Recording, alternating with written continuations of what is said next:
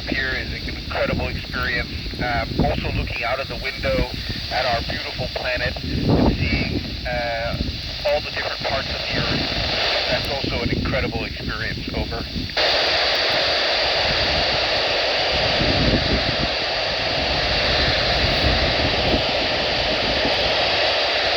There are many examples. One example that I've been involved with is a study of giant lightning strikes that shoot upwards from the top of thunderclouds out towards space.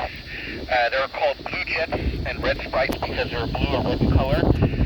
And on my last mission in 2015, I caught a blue jet as it pulsated on video, and it's the first time that we've seen a blue jet like that on video. Over.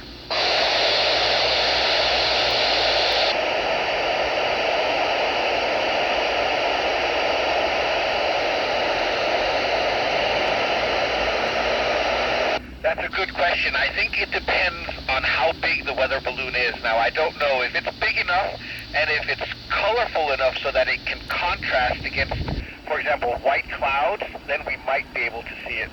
Over.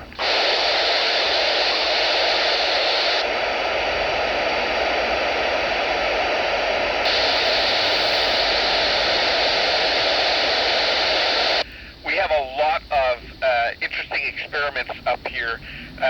Last week I was working on an experiment to study how brain cells, human brain cells, age in space. I was also working on a 3D printer that can print human tissue, and we were trying to print a small model of a human heart up here to understand if that's possible in the future. Over.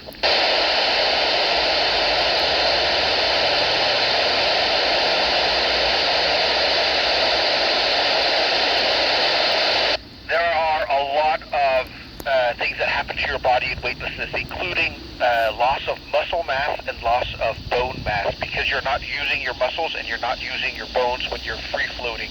It takes no energy and no muscles to float in space, and so your body starts to get rid of what it doesn't need.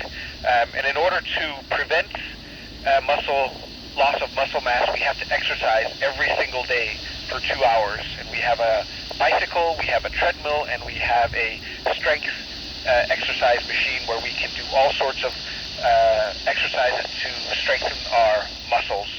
Over.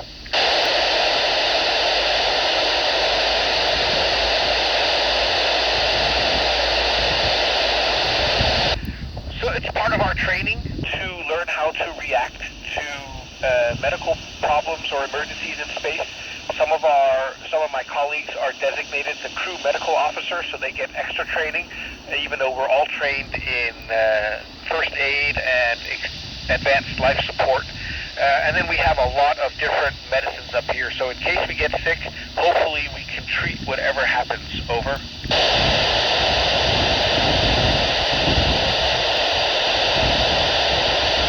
Yes, there's no natural time zone in space. We orbit the Earth with a speed of 28,000 kilometers an hour, which means it only takes 1.5 hours to fly once around the Earth. In other words, in 24 hours we see 16 sunrises and 16 sunsets. So there's no natural day-night rhythm. And so to have a time zone, we just choose Greenwich Mean Time up here, but we could have chosen any time zone to use. Over.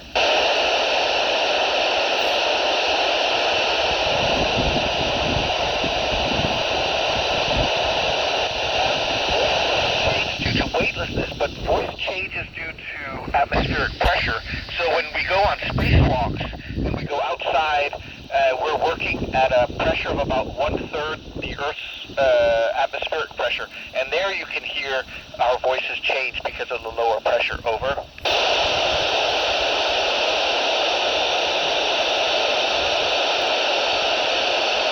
Well, we don't have a lot of free time, but the free time that we do have, we can use to call home and talk with our families and our friends, write emails, look out the windows, take pictures. Most astronauts, me included, we love to sit by the windows and take photos and share the photos with the public. We can also watch TV, movies, read books, anything really, except go outside. Over.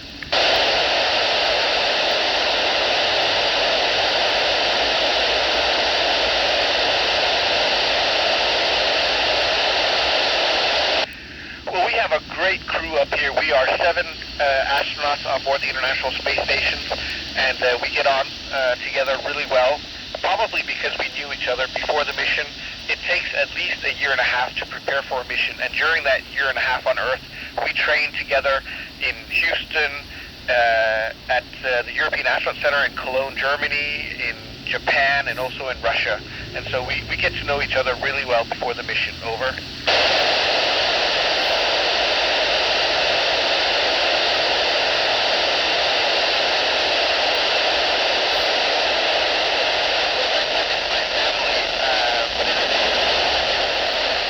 Small things like being able to open the door and step outside.